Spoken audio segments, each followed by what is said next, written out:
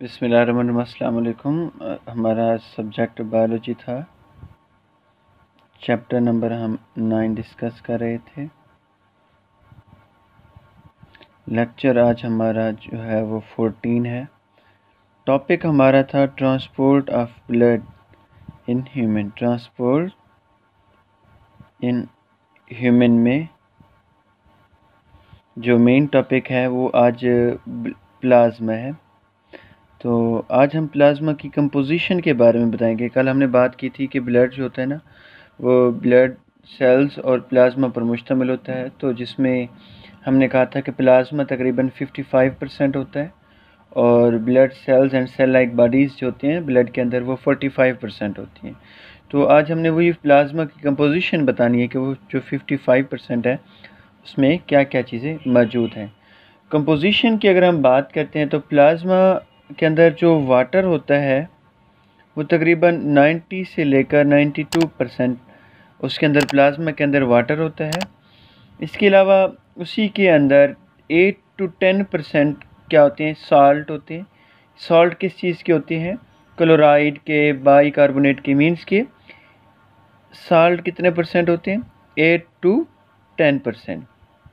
अब इसी के अलावा और भी जो भी चीज़ें इसमें मौजूद हैं तो अब हम उसको फर्दर डिस्कस करेंगे। सबसे पहले जो है साल्ट्स की अगर हम बात करते हैं तो साल्ट में तकरीबन जो है 90% 0.90% जो है प्लाज्मा वो किस चीज़ से मिलकर बना होता है? साल्ट से। अब साल्ट में बहुत सारी चीज़ें मौजूद हैं। कौन कौन से साल्ट हो सकते हैं? लाइक अगर हम बात करते हैं सोडियम क्लोराइड की, सोडियम क्लोराइड की अगर हम बात करते हैं। इसके अलावा साल्ट्स ऑफ बाइकार्बोनेट होते हैं, साल्ट्स ऑफ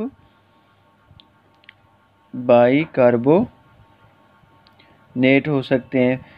इसके अलावा इसमें कैल्शियम हो गया, मैग्नीशियम हो गया, कॉपर हो गया, पोटाशियम हो गया, ये सारी चीज़ें मौजूद होती हैं। मीन्स के प्लाज्मा का 0.90% जो हिस्सा है वो साल्ट बनाते हैं। साल्ट कौन कौन से हो सकते हैं? सोडियम क्लोराइड की हमने बात की, साल्ट्स ऑफ बाइकार्बोनेट की बात की, कैल्शियम, मैग्नीशियम, कॉपर और पोटाशियम की बात की है। इसके अलावा मज़ीद अगर हम बात करते हैं तो प्लाज्मा प्रोटीन पर भी मुश्तमिल होता है। प्रोटीन प्लाज्मा का 7 to 9% वेट बनाते हैं। 7 to 9% वेट ऑफ प्लाज्मा बनाते हैं। अब प्रोटीन वैसे तो हमारे लिए मोस्ट इम्पोर्टेंट है, हमारी हेल्थ के लिए भी मोस्ट इम्पोर्टेंट है। वैसे प्रोटीन दो चीज़ों पर मुश्तमिल होती है, जिसमें एक फाइब्रिनोजेन है, एक है फाइब्रिनोजेन को हम ब्लड क्लॉटिंग प्रोटीन भी कहते हैं। ब्लड क्लॉटिंग प्रोटीन क्यों कहा जाता है? क्योंकि जब भी बॉडी पर कोई कट वगैरह लगता है तो आप लोगों ने देखा होगा थोड़ी देर के बाद वहाँ पर ब्लड फ्रीज हो रहा होता है, ब्लड क्लॉट बन रहा होता है। तो यही काम इस प्रोटीन का होता है। तो वो भी ब्लड क्लॉट बनाती है ताकि वो टेम्परेरी सील कर दे उस जगह को और ब्लड निकलना क्या हो जाए, बंद हो जाए। और इसके अंदर एक और भी चीज़ मौजूद होती है उसी प्रोटीन के अंदर, एल्बुमिन। क्या होता है? एल्बुमिन जो होती है वो हमारे ब्लड के अंदर, ब्लड में वाटर और साल्ट के लेवल को मेंटेन करती है, वाटर एंड साल्ट। तो एल्बुमिन हमारे ब्लड में वाटर और साल्ट के लेवल को क्या करती है? मेंटेन करती है। इसके अलावा अगर हम मज़ीद इसमें थर्ड जो चीज़ होती है वो क्या होती है कि डाइजेस्टेड फूड होता है, जो हम लोग फूड खाते हैं, डाइजेस्टेड फूड होता है। और इसके अलावा हमारे जो नाइट्रोजनस वेस्ट होते हैं, मीन्स के जो यूरिन वगैरह, डाइजेस्टेड फूड हो सकता है, नाइट्रोजनस वेस्ट हो सकते हैं, जैसे यूरिन वगैरह बनता है, अमोनिया वगैरह जो यूरिन के ज़रिए से बॉडी से एलिमिनेट हो जाते हैं। इसके अलावा बहुत सारे हार्मोन्स वगैरह होते हैं जो हमारी बॉडी को कंट्रोल करने के लिए मोस्ट इम्पोर्टेंट हैं।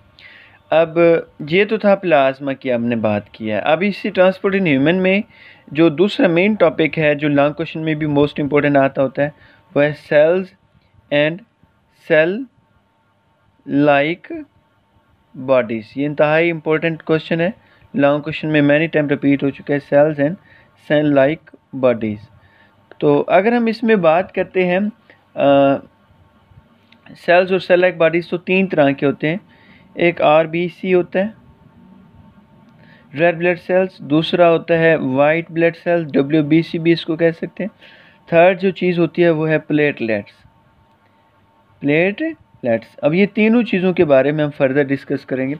तो पहला मेन जो पॉइंट है वो है हमारा रेड ब्लड सेल्स का। रेड ब्लड सेल्स, पहले तो इसकी हम तादाद की बात करते हैं, नंबर की, कि मेल के अंदर इसकी तादाद कितनी है, फीमेल के अंदर इसकी तादाद कितनी है। एक क्यूबिक मीटर, क्यूबिक सेंटीमीटर में मेल के अंदर जो तादाद होती है 1 क्यूबिक मीटर की मैं बात कर रहा हूँ, क्यूबिक सेंटीमीटर की, तो उसमें होते हैं 5 to 5.5 मिलियन, ये मेल के अंदर होती है। और अगर मैं फ़ीमेल की बात करूँ तो फ़ीमेल में 4 to 4.5 मिलियन होती है। अब ये दोनों पॉइंट जो MCQs के अंदर भी आ सकते हैं कि मेल के अंदर ब्लड जो है उसकी तादाद कितनी है रेड ब्लड सेल्स की, फ़ीमेल के अंदर रेड ब्लड सेल्स की तादाद कितनी है, तो ये आप लोग ने बता देना है। दूसरा, अगर हम बात करते हैं इसकी कंपोजिशन की कि RBC किस किस चीज़ों से मिलकर बनी हुई है, कंपोजिशन की बात करते हैं, तो कंपोजिशन में हम ये देखते हैं कि तकरीबन 95% जो होता है ना किसका, RBC का, 95% RBC के जो रेड साइटोप्लाज्म है वो किस चीज़ से मिल क्या काम करते हैं, ट्रांसपोर्ट करते हैं किसकी, ऑक्सीजन की एंड कार्बन डाइऑक्साइड की। मतलब कि 95% जो RBC है वो मेड करते हैं हीमोग्लोबिन को, हीमोग्लोबिन को।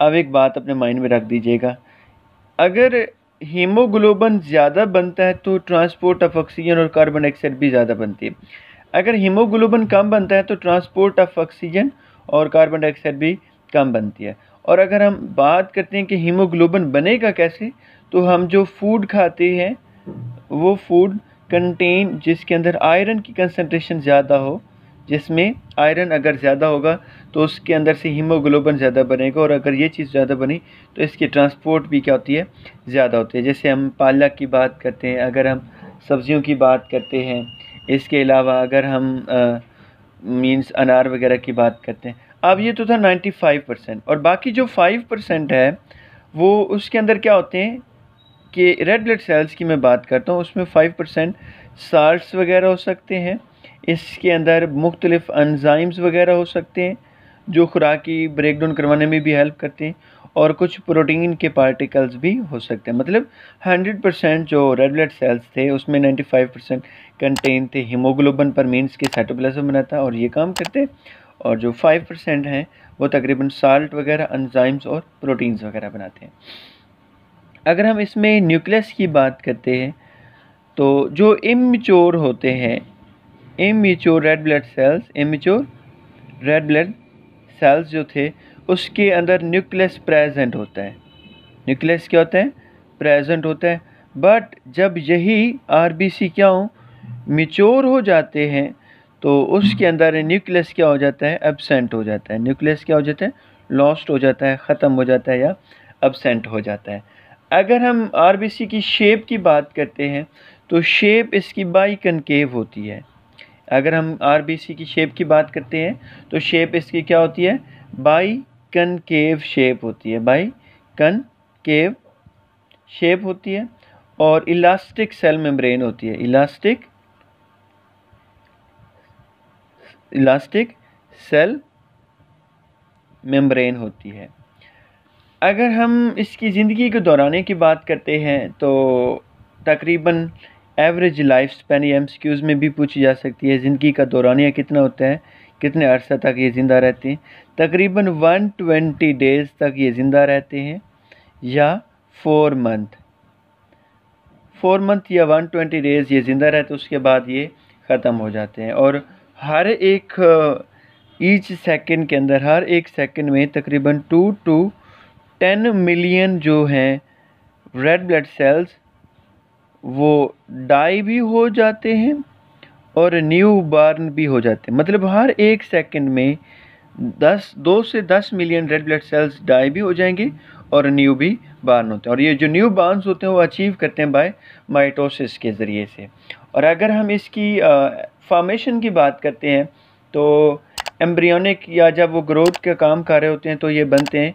फॉर्मेशन की अगर हम बात करते हैं, हेडिंग देते हैं फॉर्मेशन की, तो ये किसके अंदर बनते हैं? लीवर के अंदर एंड स्पेलन के अंदर। इसके अलावा जब मज़ीद ये ग्रोथ कर रहे होते हैं, मिच्योर बन रहे होते हैं, तो यही रेड ब्लड सेल्स फिर किस में बनते हैं? बोन मैरो में भी बन जाते हैं, बोन मैरो के अंदर। और जो हमारे इसके अलावा फ्लैट बोन होती है उसके अंदर भी ये बनते होते हैं। बाकी हमारा जो टॉपिक्स हैं वो हम इंशाल्लाह ताला कल डिस्कस करेंगे। 2 टाइप्स इसकी बाकी है, एक जो है हमारी वाइट ब्लड सेल्स है, वो हम इंशाल्लाह ताला कल डिस्कस करेंगे। इसके अलावा जो तीसरी टाइप होती है उसकी प्लेटलेट्स, वो भी हम इंशाल्लाह ताला कल डिस्कस करेंगे। अब मोस्टली इम्पोर्टेंट एमसीक्यूज़ भी थे और लॉन्ग भी हैं। इसमें से आपसे पूछा जा सकता है कि जैसे write a note on blood cells and cell like bodies, तकरीबन आपसे कंप्लीट लॉन्ग क्वेश्चन में पूछा जाएगा। इसके अलावा आपसे शॉर्ट क्वेश्चन में पूछा जा सकता है right on the composition of plasma, plasma की कंपोजिशन बताएं। या इसके अलावा कि प्लाज्मा के अंदर साल्ट कितने % होते हैं या प्लाज्मा के अंदर प्रोटीन कितने % होते हैं, ये भी एमसीक्यूज़ में पूछा जा सकता है। बाकी नंबर की तादाद भी पूछी जा सकती है, रेड ब्लड सेल्स मेल के अंदर कितने होते हैं, फीमेल में कितने होते हैं। इसके अलावा उनकी ज़िंदगी का दौरानिया कितना होता है, 120 डेज़ होते हैं। 1 सेकंड में उसकी कितने सेल्स की डेथ हो जाती है, 2 to 10 million red blood sales की क्या हो जाती है, डेथ हो जाती है।